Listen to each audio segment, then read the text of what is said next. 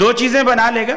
اب اس کو وہ قوت روزانہ میسر نہیں ہوتی جو ان کو وہاں میسر ہوتی.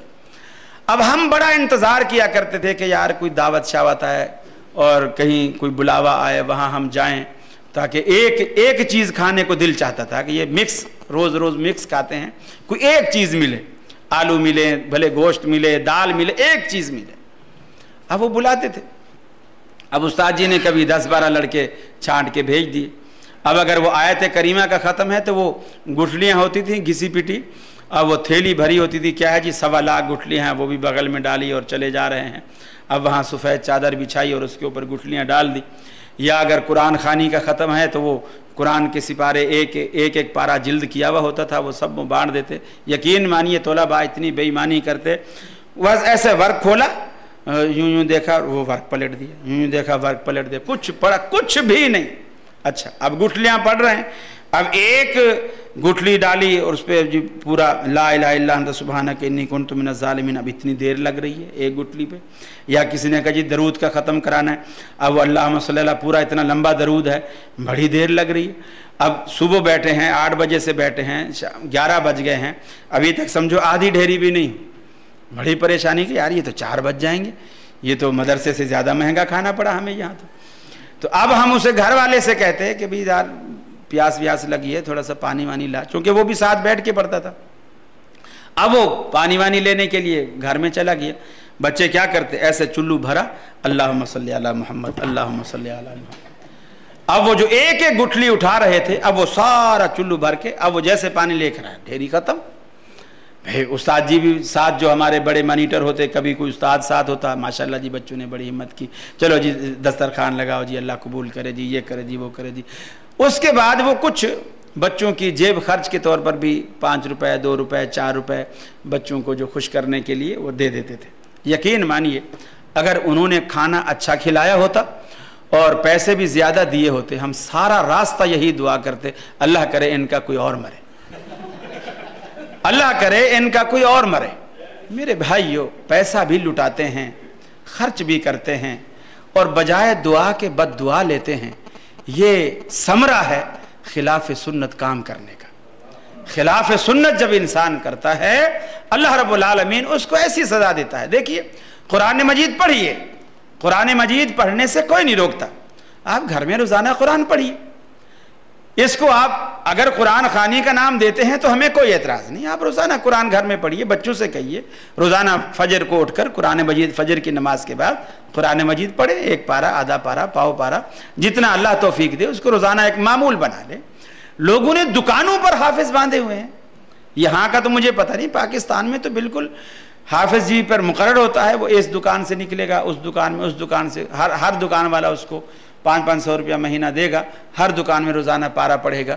پتہ نہیں کتنی دکانیں ایک حافظ نے لے رکھی ہوتی ہیں. اور جب وہ حافظ کراچی سے پنجاب جا رہا ہوتا ہے تو وہ دکانیں بیچ کے جاتا ہے, دکانیں بھی بکتی ہیں. یعنی وہ میرے پاس جی 15 دکانیں ہیں, فی دکان 1000 روپیہ ہے, تو آج کے بعد جو ہے یہ دکانیں تیری ہو گئیں, تو میرے کو 15,000 روپیہ دے دے, تو یہ دکانیں تیری ہو گئی. اور دکانداروں کو پتہ ہی نہیں ہوتا, بیٹھے بیٹھے بک جاتے. تو یہ ایسے سلسلے بنائے ہوئے ہیں, یہ سارے پیٹ سے ان کا تعلق ہے. اب جہاں تک ایصال کا تعلق ہے کہ اس کے قرآن مجید پڑھ کر, کھانے پر پڑھ کر, یا گھر میں سپارے بانٹ کر ویسے پڑھا کر, یا گھسی پٹی گٹھلیوں پر کچھ پڑھوا کر ہم اس کو ایصال کرنا چاہیں, تو کیا یہ ممکن ہے کہ اس کا ثواب آگے جاتا ہو؟ رسول اللہ صلی اللہ علیہ وسلم نے فرمایا, مسلم کی روایت ہے, اذا مات الانسان انقطع عملہ, جب انسان مر جاتا ہے, دنیا سے رخصت ہوتا ہے, اس کے عمل کے سارے دروازے بند ہو جاتے ہیں, اس کے عمل کے سارے دروازے بند ہو جاتے ہیں. الا من ثلاث, صرف 3 چیزیں ہیں جو باقی رہتی ہیں. ایک فرمایا ولد صالح یدعى لہ, ایک ایسا کہ اس کی نیک اولاد, اگر نیک بچہ اس کا موجود ہے, وہ اس کے لیے دعا کرتا ہے, یا وہ کوئی بھی نیک عمل کرتا رہتا ہے, اللہ رب العالمین اس کے والد کے اکاؤنٹ میں اس کا اجر ڈالتا رہتا ہے, اس لیے کہ اس کی نیک اولاد ہے اور ماں باپ نے اس کی اچھی تربیت کی تھی, اس کے صلے میں اللہ رب العالمین اس کے اکاؤنٹ میں خود بخود نیکیاں ڈالتا رہتا ہے. چاہے بچہ یہ کہے کہ میں والد کے لیے کر رہا ہوں یا یہ نہ کہے. وہ جو بھی نیکی کرتا ہے, جو بھی چیز اچھے کام کرتا ہے, اللہ رب العالمین اس کے ماں باپ کا حصہ اس میں رکھتا ہے, ان کی اچھی تربیت کی وجہ سے. دوسرا فرمایا او علم ينتفع به, یا ایسا علم, کوئی عالم ہے کتابیں لکھ گیا ہے, تقریریں کر گیا ہے, ایسی کتابیں چھوڑ گیا ہے, ایسے شاگرد چھوڑ گیا ہے جو اس کے بعد لوگوں کو اسی طرح دین کا علم پھر پھیلا رہے ہیں, قرآن کی تعلیم دے رہے ہیں, جو اس نے اپنے شاگردوں کو دی تھی وہ شاگرد آگے دوسروں کو دے رہے ہیں. تو یہ ان کا ثواب, ان کا اجر بھی جتنا اس نیکی کرنے والے کو ثواب ملے گا, جس نے الداعی الی الخیر کفاعلہ, جس نے اس کو نیکی کے راستے پر لگایا ہے, اس کے کھاتے میں بھی اتنا ہی اجر اللہ رب العالمین ڈالے گا, یہ اس کو ملتا رہے گا. ایک فرمایا صدقۃ جاریۃ, تیسری چیز جو ہے وہ فرمایا صدقہ جاریہ ہے. ایسا جو آدمی اپنی زندگی میں مثلا آپ نے کہیں مسجد بنا دی اور آپ دنیا سے رخصت ہو گئے, مسجد قائم ہے, لوگ اس میں نمازیں پڑھتے ہیں, قرآن پڑھتے ہیں, اب جب تک وہ مسجد قائم رہے گی آپ کے نامہ اعمال میں اس کا اجر, اس کا ثواب, سارے نمازی روزانہ جتنے آتے ہیں اس کا ثواب آپ کے نامہ اعمال میں ملتا رہے گا. یہ 3 طریقے ہیں. کچھ چیزیں ایسی ہیں جیسے حج ہے, اللہ کے رسول نے فرمایا حج بدل ہو سکتا ہے, اسی طرح عمرہ ہو سکتا ہے, اسی طرح قربانی ہو سکتی ہے. مالی صدقہ آپ مرحومین کی طرف سے, اگر وہ شرک پر نہیں مرے, اگر وہ شرک پر نہیں مرے ہیں, توحید پر مرے ہیں, تو آپ مالی صدقہ, مالی قربانی, مالی کوئی چیز ان کی طرف سے بھی آپ مسجد بنا سکتے ہیں, والدین کی طرف سے مسجد میں حصہ ڈال سکتے ہیں, والدین کی طرف سے کسی یتیم کو کپڑے پہنا سکتے ہیں, صرف دل میں آپ نیت کر لیں گے اللہ رب العالمین, یا کسی بھی عزیز کی طرف سے آپ جس کو بھی ایصال کرنا چاہیں, ثواب پہنچانا چاہیں تو مالی صدقہ ان کے لیے کر سکتے ہیں. یہ بدنی عبادت, قرآن پڑھ کے, تسبیح پڑھ کے, نماز پڑھ کے, یہ چیزیں آپ نہیں بخش سکتے, الا یہ کہ اللہ تبارک و تعالیٰ کے رسول نے ایسے وارث کو اجازت دی. کسی کے روزے رہتے تھے, اس نے کہا اللہ کے رسول وہ فوت ہو گئے, ان کے روزے رہتے ہیں, آپ نے فرمایا تو اس کی طرف سے رکھ لے. ایسی صورت اگر ہے تو وہ جائز ہے. باقی بدنی عبادت کا ثواب جہاں اللہ کے رسول سے ثابت نہیں ہے وہاں ایصال کرنا بالکل غلط ہے. اللہ رب العالمین کی ہاں اس طرح کا کوئی بندوبست نہیں ہے. آپ اس کی اولاد اگر نیک کام کرے گی, یا وہ خود صدقہ جاریہ کے طور پر کچھ کر گیا ہے, یا وہ علم نفع بخش پھیلا گیا ہے, تو اس کا ثواب اس کو مرنے کے بعد ملتا رہے گا. باقی کوئی چیز نہیں, چونکہ اللہ کے پیغمبر نے فرمایا ان قطع عملہ الا من ثلاث, آپ نے یہ کہہ دیا اور نص صریح موجود ہے. اس لیے میرے معلومات کے مطابق یہ جو قرآن خوانی اور ایصال ثواب ہے, یہ چیزیں خلاف شرع ہیں. اسے بدعت کے حکم میں مانا جا سکتا ہے اور بدعت کے زمرے میں آتی ہیں اور سنت کے بالکل منافی ہیں. اسے ہمیں بچنا چاہیے اس سے, اور دوسرے لوگوں کو بھی ترغیب دینی چاہیے کہ وہ بھی اس سے بچیں.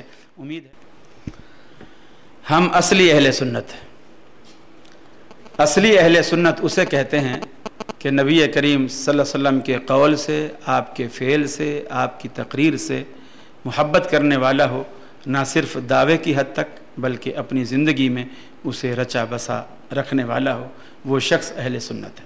اگر ان میں سے بھی جو سنی کہلاتے ہیں ان میں سے بھی یہی مزاج اور یہی طبیعت اور یہی جذبہ اپنا لیں تو وہ بھی اصلی اہل سنت ہے.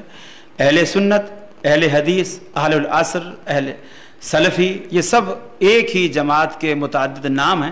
ہمیں اس سے کوئی اعتراض نہیں, ہمیں اعتراض نام سے نہیں ہے, ہمیں اعتراض اس نظریے سے ہے کہ اہل سنت کہلا کر سنت کی مخالفت کی گئی اور اس نام کو بدنام کیا گیا. اس لیے میں نے یہ لفظ استعمال کیا کہ جب اہل سنت کا لفظ استعمال کرتے ہیں, میں آپ کو چھوٹی سی مثال دوں. مثال کے طور پر بعض آپ کے بورڈ لگا ہوا ہو کہ باٹا شوز, آدمی دور سے اس کی جوتی ٹوٹ گئی, اب وہ دور سے بورڈ پڑے گا کہ یہ باٹا شوز لکھا ہوا ہے, یہاں مجھے جوتی ملے گی. یا مسجد میں نماز پڑھنے گیا تھا, کسی نے اس کی جوتی اٹھا لی, اب ننگے پاؤں گھر نہیں جا سکتا, قریب میں باٹا شوز کا اس نے بورڈ پڑھا, آ رہا ہے. اندر جب آیا تو اندر تو جوتی کہیں بھی نہیں, ادھر ٹنڈے, بیگن, کدو, آلو, مٹر, بھنڈیاں, یہ چیزیں رکھی ہوئی.